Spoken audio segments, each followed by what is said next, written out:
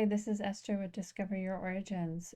In this video, I'm returning to the descendancy research that I've been working on for the Langford family, and in particular, Tyre Snelgrove and Nancy Langford.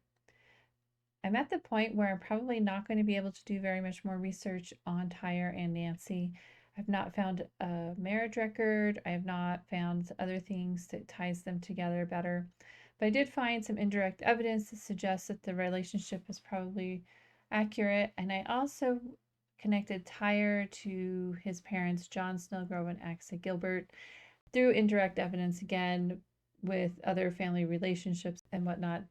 And I tied Tyre Snelgrove to his parents, John Snelgrove and Axa Gilbert, using indirect evidence again. I've made notes on all the accounts and including Tyre of what I think is probably the reasons for tying him to his parents. So I'm kind of at a point where I can't really do much. So I'm going to start working on Tyre and his children. The first is Martha Ann Snelgrove, and she was here already on Family Search. You can see her name is spelled a little bit differently with two L's, and so I've got to look at that. But there's no evidence, and I've already kind of looked at her a little bit. So let's go ahead and go forward. So I've looked at her, and there's not any direct evidence to tie her to her parents either. And so that makes things kind of a little bit more difficult. And from what I can tell, the Snelgrove family and the Langfords in general were Baptists, and yet she's buried in a Lutheran church cemetery. Doesn't necessarily mean that it's an incorrect connection. It's just there's some questions here of what's going on because they were in two different churches. Also, when we review the sources for Martha, she is in the 1850 census according to a person who's attached this source record, but she's not living with her parents. So previously we had looked at Tyre, and he's in the 1850 census, but he's by himself working as an overseer. Nancy is not there. None of the children are there. But Martha is about 17 years old at this point, and she's living with another family. And so she's with this Hook family. And so possibly she was working as a nanny or something. You know, maybe her mother died and her father kind of said, okay, you need to go make a living. So she's on her own by 1850. And because, you know, this family, the Hook family, is not next to Tyre in the census, they're a few pages apart, we can't use indirect evidence here to tie them together with this particular piece of evidence. So we have to kind of look at some other things. And one thing that I looked at was the children of Martha and her husband, John Solomon Hendricks. So the Hendricks name is important because Tyre Snelgrove is living next to Hendrickses. In all of the census records that I found, there's been Hendrickses. And so the likelihood that his daughter, one of his daughters, would marry a Hendricks is really high. And that seems to be what's happened here, is that Martha has married John Solomon Hendricks. And this is, of course, was already in Family Search. I didn't search this out. But one thing that made me think, okay, maybe there's some legitimacy here is that their son, John Solomon and Martha Ann, have a son named Edwin Tyre Hendricks.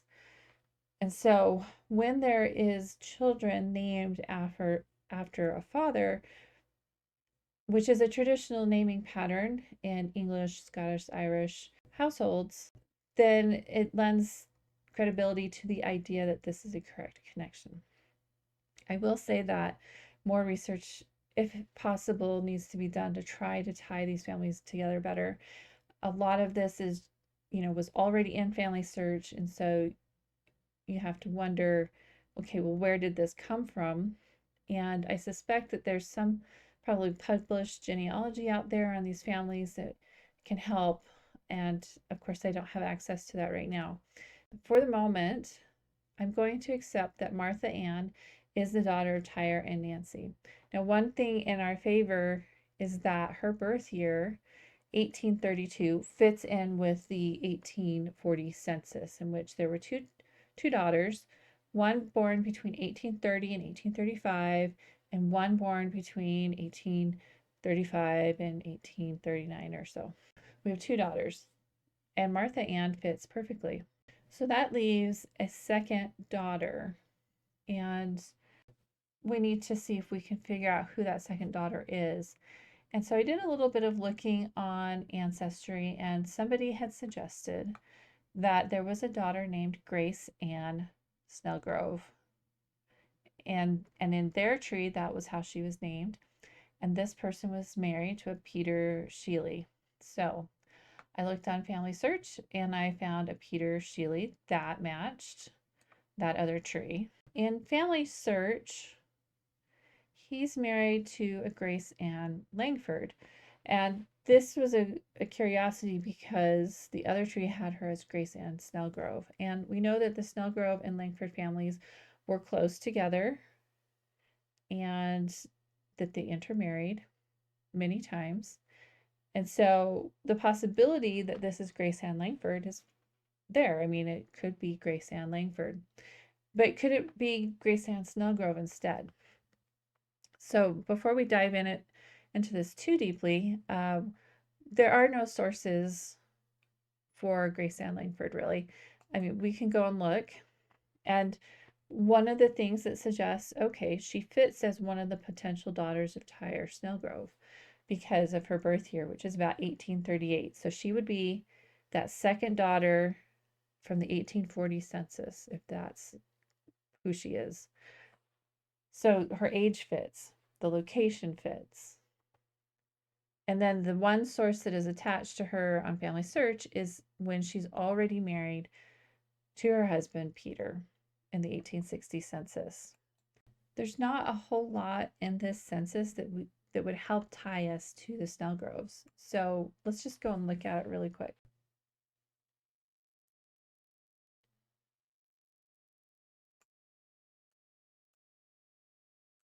Okay, here is Peter Sheely, and here's Grace, and it gives her age, that she was born in Lexington County, which, helps with the matching up of that.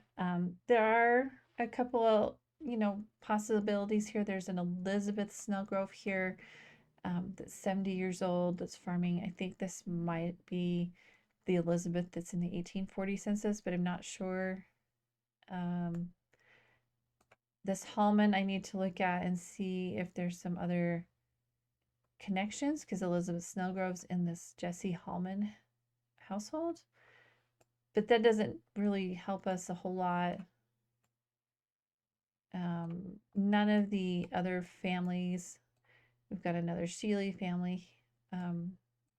They are living in Lexington in the vicinity of Drafts Mill. Not really sure on that name, but that specific location doesn't help a lot. Let's look here. Okay, we've got a William Langford, age 24. We've got another Langford,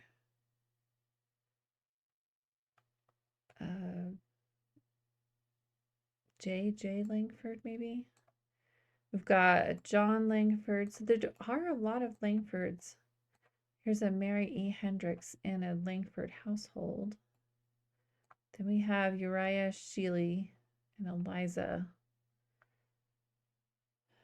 So there are Langfords here in this census that are nearby.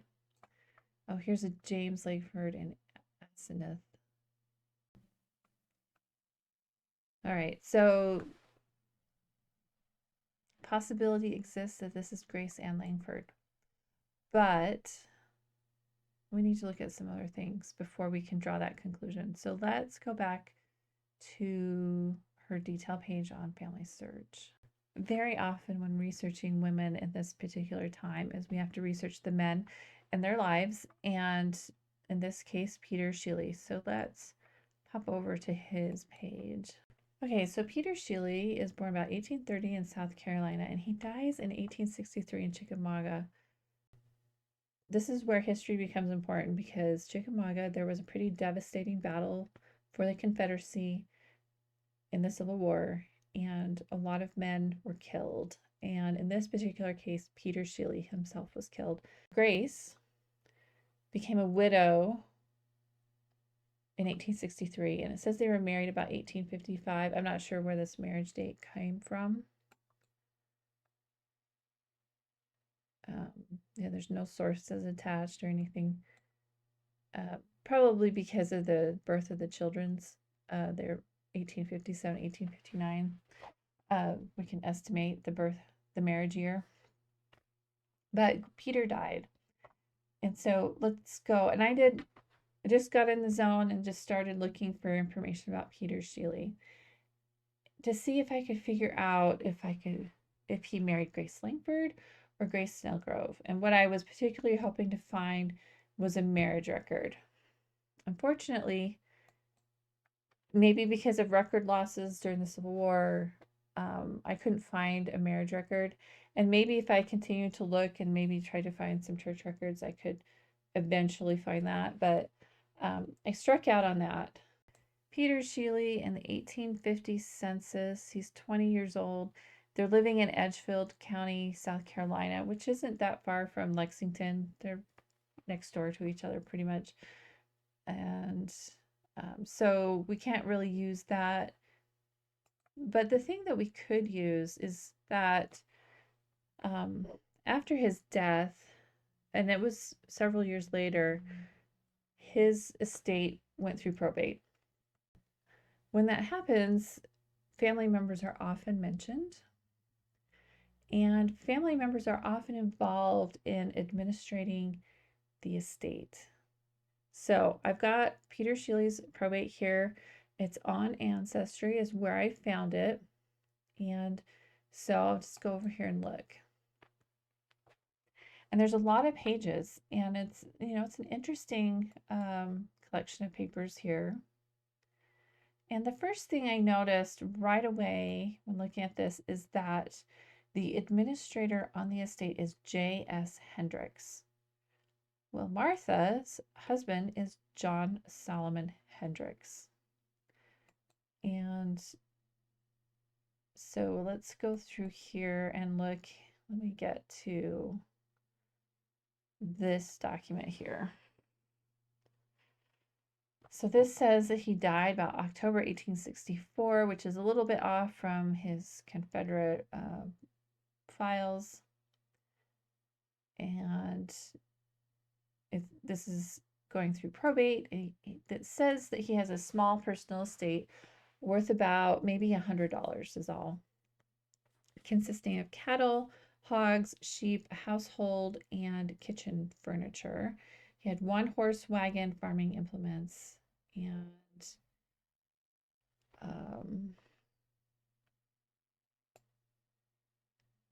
he had two sons that were his heirs, John and James, about the ages of 13 and 17 years old. So what's curious is that Grace is not mentioned as an heir.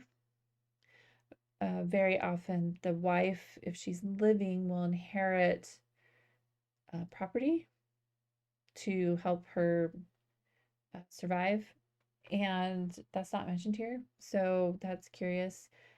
I did not find a will, so I don't know, what the disposition of the estate would have been if there had been a will. Anyway, there wasn't one. And then we see the administrator's signature, J.S. Hendricks, February 23rd, 1874. So the estate didn't go through probate till 10 years after the death of Peter. And so those boys, it's not entirely clear who really raised them, because if the father died in 1864 and the mother possibly died in 1870, the boys were fairly young, around 10 or so, 10 years old. If the mother died in 1870, they would have been about 10.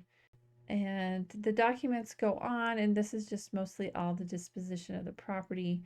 And again, Grace is not mentioned at all.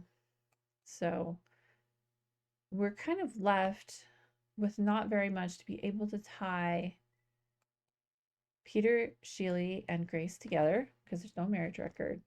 And then we know that these boys are the sons of Peter.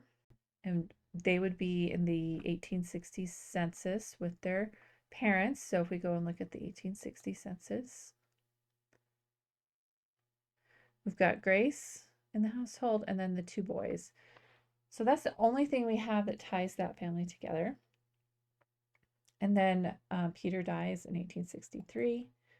And then probably the reason that Grace is said to have died in 1870 is because she's not in the census. And then she's not mentioned in Peter's probate as well. So let's look and see if this has, okay, here's John in 1870. So let's look and see who he's living with. He's 13 years old. He's living with Nancy. So I think Nancy is a grandmother when I've looked at the census before. So let's go back and look. I believe Peter's mother is Nancy. Yes, Barbara Nancy Hare. So that's probably who the boys were raised by. And so by 1870, they're in their living with their grandmother. So that's why Grace is probably deceased or marked deceased in 1870. Anyway, just working this out, there's still a bit of question. So then the remaining question is this Grace Ann Langford or is this Grace Ann Snelgrove? I'm leaning towards that it's probably Grace Ann Snelgrove because of who administered the estate of Peter Sheely. And one thing we can do is look at the latest changes in the change log and see what Grace was initially put into the system as.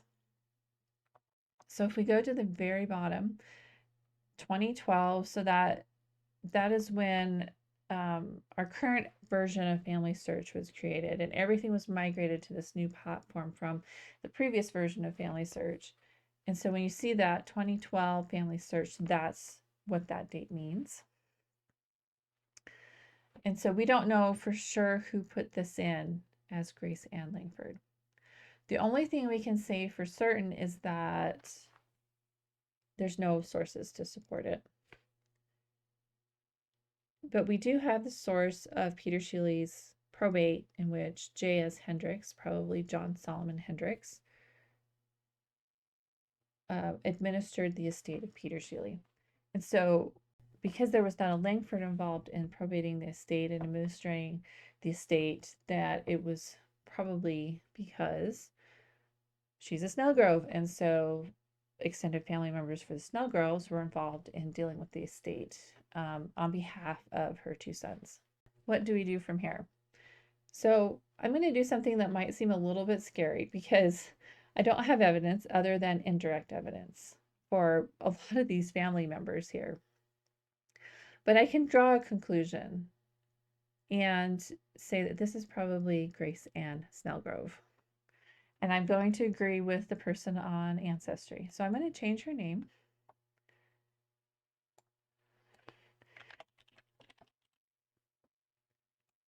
And I'm going to write my reason here. Okay, I'm going to copy this reason statement and make it as a note also, research note. I'm going to copy that and I'll hit save. And then to add a note, you can do it right here on the right where it says add notes. Add a note. This in here.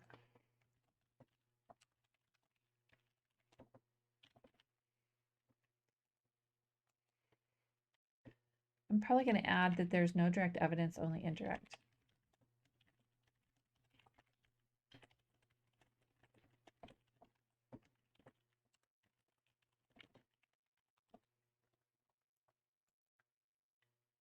Okay, so now that adds this important research that has been done. Please read this note. And so hopefully when someone else comes by and they have a little bit more evidence or something, they will see that and hopefully explain any potential changes that might come later. So now I need to add Grace Ann to her parents. So I'm going to copy this ID. You can do that by just clicking on the ID number. And I've got Martha Ann over here and Tyre and Nancy. So I'm going to add a child by ID number. And I'm going to add that match. Okay, so I've now pulled this family together. Last thing I'm going to look at is Martha Ann's last name. So you can look at what evidence is gathered for her and just look and see how her name is spelled in the records. And it looks like it's just with one L. So I'm just going to go ahead and fix that for consistency. Okay, so now we have Tyre, Nancy as parents, and then their two daughters. I don't know whether I should add a son here or if I should add a second spouse to Tyre. That's something I don't feel like I have enough information to do right now. Even though I don't have enough information really to do this much, I do have at least a suggestion of a possibility through the records with indirect evidence to put these people together. So for the moment, this is all I can do on the Tyre, Snelgrove, and Nancy Langford family. And so what I'm going to do from here is I'm going to start working on the descendants of Martha Ann Snelgrove and start working on the rest of these children here. And if I run into anything that looks interesting, I'll definitely record a video on that. And then I'll come back and work on the two boys of Grace and Snelgrove and their descendants and see what I can find there. I hope that was helpful, so I'll see you next time.